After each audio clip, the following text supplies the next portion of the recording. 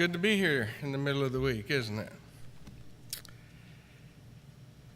Well, I want to take a few minutes and speak to you about something this evening. And I hope you'll open your Bibles, because it's going to be sort of maybe like an open book test, okay? I want to talk to you about being shackled by fear. How do you define fear? You know, fear is both a noun or a verb. When it's used as a noun, fear can mean dread or awe or terror. When it's used as a verb, it can mean to be afraid or to revere. The Bible uses the word fear in many places in the scriptures or at least in the sense of reverence to God. We're all familiar with the verse in Ecclesiastes 12, verse 13. The conclusion of the matter is, when all has been heard, fear God and keep his commandments, because this applies to every person. Fear God and keep his commandments. We must revere God, respect him, and of course keep his commandments. But this evening I want to focus more on the definition of fear, about when it means to be afraid, to do something. Fear has caused many people to do things that they would not normally do. For example, in Matthew 26, 69 through 75, it seems that fear is what caused Peter to deny Jesus 3 times. What was he afraid of? Well, perhaps he was afraid of getting caught. Perhaps he was fearing persecution. Perhaps he had the fear of being harmed. But his denial certainly did not display normal behavior for Peter. Now let's turn in our Bibles to John chapter 7.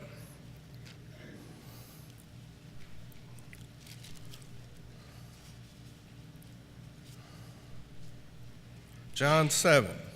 We'll look at several passages in this book. The people of John chapter 7 would not speak about Jesus.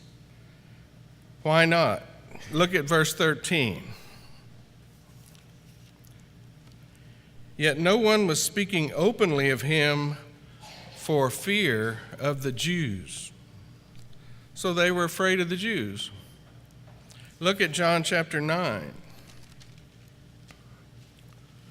When Jesus healed a man who was born blind, the man's parents would not confess Christ because of what? Look at verse 22, John 9:22. His parents said this because they were afraid of the Jews, for the Jews had already agreed that if anyone should confess him to be Christ, he should be put out of the synagogue. So they were afraid of being thrown out of the synagogue, afraid of the Jews also. Look at John chapter 12.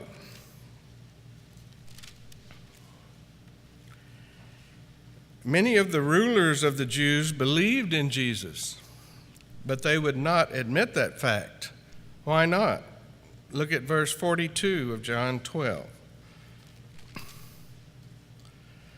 Nevertheless, many even of the rulers believed in him, but because of the Pharisees, they were not confessing him, lest they should be put out of the synagogue.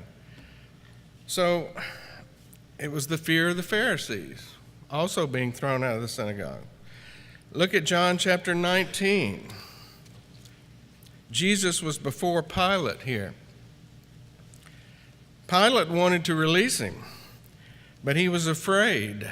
Look at chapter 19, verses 7 and 8. The Jews answered him, "We have a law, and by that law he ought to die, because he made himself out to be the Son of God." When Pilate therefore heard this statement, he was the more afraid. So he was already afraid, now he's more afraid.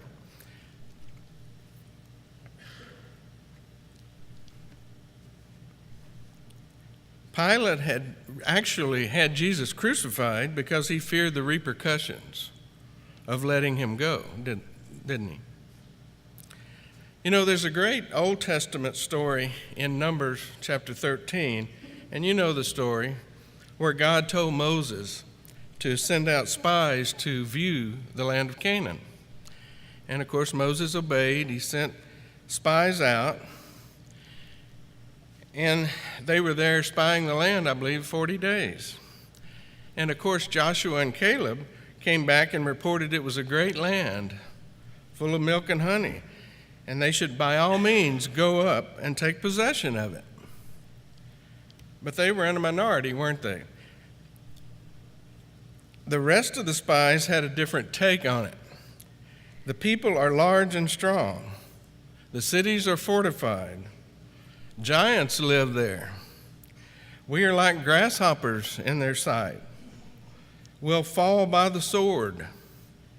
Our wives and little ones will be plundered. Why did God lead us out of Egypt for this? Etc., etc., etc. Their negativism about trying to take the land of Canaan was based on fear, wasn't it? Yes, it was. Well, they convinced the congregation not to try to enter the land. They prevailed over Joshua and Caleb. They didn't realize that when God was on their side, they had a majority. God wanted to destroy most of his people right then and there. But because of Moses' prayers and his petitions to God, God pardoned, yet rebuked them. The Jews ultimately entered and took Canaan, but not for 40 years, until all present that day had died. Only their descendants and Joshua and Caleb got to enter. So those Jews who were afraid to enter paid a big price, didn't they? Now let me relate a little different story, one where God's people were in great danger but did not fear, or at least they didn't let the fear stop them from doing God's will. I read this recently and found it to be a very intriguing story. It's in Nehemiah chapter 4. Here, one of the most amazing things we noticed is the work ethic of the people of God. Nehemiah, if you remember, had returned to help rebuild the wall surrounding Jerusalem. The Bible tells us they were making tremendous progress because the people had a mind to work. Chapter 4, verse 6. However, to me, this is not the most compelling thought of the chapter. Enemies of God and his people made threats of death if the work would not stop. The inspiring passages comes from chapter 4, verses 17 and 18.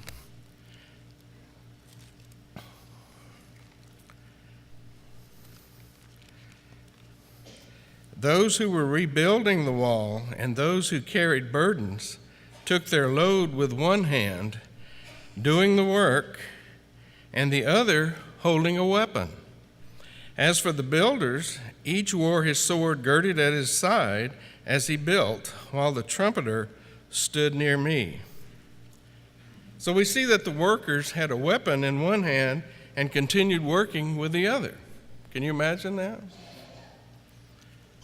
They took the threats of their enemies seriously, but did not let fear stop them from working for the Lord. So we've seen several examples here of fear causing people to do ungodly things or keeping them from doing godly things. But we also saw a good example of not letting fear affect us negatively.